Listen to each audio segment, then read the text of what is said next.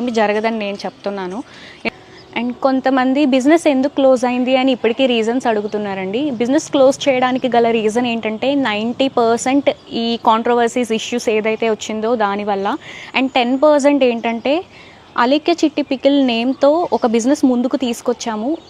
ఆ యొక్క నేమ్ని చాలామంది కాంట్రవర్సీస్, ట్రోల్స్, ఇష్యూస్ చాలా జరిగినాయి. సో ఆ నేమ్కి ఫస్ట్ రోజే ఫేస్ చేసిన ఫస్ట్ రోజే బ్యాడ్ మెసేజెస్, 45,000 రిపోర్ట్లు ఇవన్నీ చాలా జరిగాయండి. సో నాకు అనిపించింది ఈ పేరుతో అండ్ చాలామంది అడుగుతున్నారు, మీరు బిజినెస్ స్టార్ట్ చేసేసారు, మీరు లైసెన్సులు తీసుకున్నారా, అసలు తీసుకోకుండా స్టార్ట్ చేశారా అని ఇలా అడుగుతున్నారు.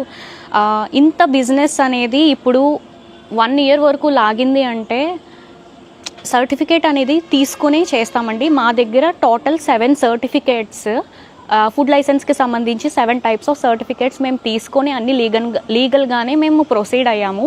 తీసుకున్నాకనే బిజినెస్ స్టార్ట్ చేసి ఫర్దర్గా అన్ని ప్రొసీడ్ అయ్యాము. అయితే చాలామంది మీకు సర్టిఫికేట్ లేదు అనేసి తెలియకుండా అనేస్తున్నారు. మేము ఇచ్చే ప్రోడక్ట్ వెనకాల కూడా FSSAI లైసెన్స్ నెంబర్ కూడా మెన్షన్ చేస్తాము. సో కొంతమంది తెలియని వాళ్ళు అలా అనుకున్నారు. సో ఇప్పుడు రాబోయే బిజినెస్ కూడా అన్ని లీగల్గా సర్టిఫికేషన్స్ అవన్నీ తీసుకొని బిజినెస్ అనేది స్టార్ట్ చేస్తాం.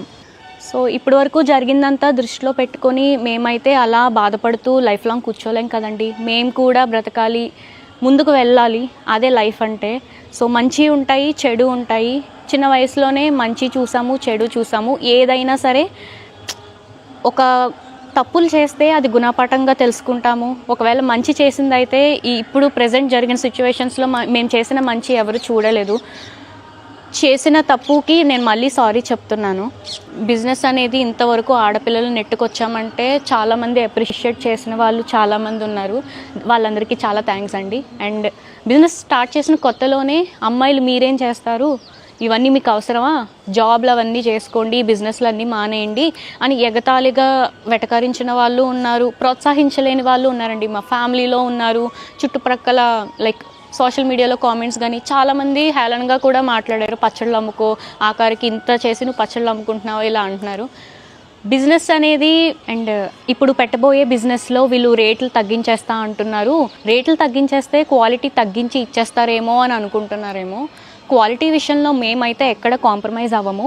ఎందుకంటే మా ఇంట్లో మేము ఎలా వంట చేసుకొని తింటామో ఎంత ఆరోగ్యంగా, అదేవిధంగా అందరికీ అందిస్తూనే ఫస్ట్ రోజు నుంచి ఇప్పటి వరకు వచ్చాము. సో క్వాలిటీ అదే మెయింటైన్ చేస్తూ ఇకపై వచ్చే బిజినెస్లో కూడా అదే క్వాలిటీతో అండ్ అందరూ ప్రతి ఒక్కరూ ఈజీగా ప్రైస్ అనేది ఎఫర్ట్ చేసేటట్టుగా మేము పెడతాము. ఇప్పుడు క్వాలిటీ ఎంత ఇదిగా ఇచ్చామో అందరికీ తెలుసు. ఇకపై రాబోయే బిజినెస్లో కూడా ప్రైజులు తక్కువ అయినప్పటికీ క్వాలిటీ విషయంలో ఎలాంటి తక్కువ చేయము. అండ్ అన్నిటికంటే ఇంపార్టెంట్ ఒక్క విషయం, నేనేదో ప్రైజులు తగ్గించేసి బిజినెస్ కోసం అట్రాక్ట్ చేసేసి ఇలా అనుకుంటారేమో. నాకు అన్నిటికంటే ఇంపార్టెంట్ మీ నుంచి నాకు ఫస్ట్ బిజినెస్లో ఎలా అయితే సపోర్ట్ వచ్చిందో అదే విధంగా ఇప్పుడు కూడా వెన్నుతట్టి సపోర్ట్ చేస్తారని అనుకుంటున్నాను. ఎందుకంటే మీరు అనేది లేకపోతే ఈరోజు ఇంతవరకు మేము రాగలిగిందే లేదు.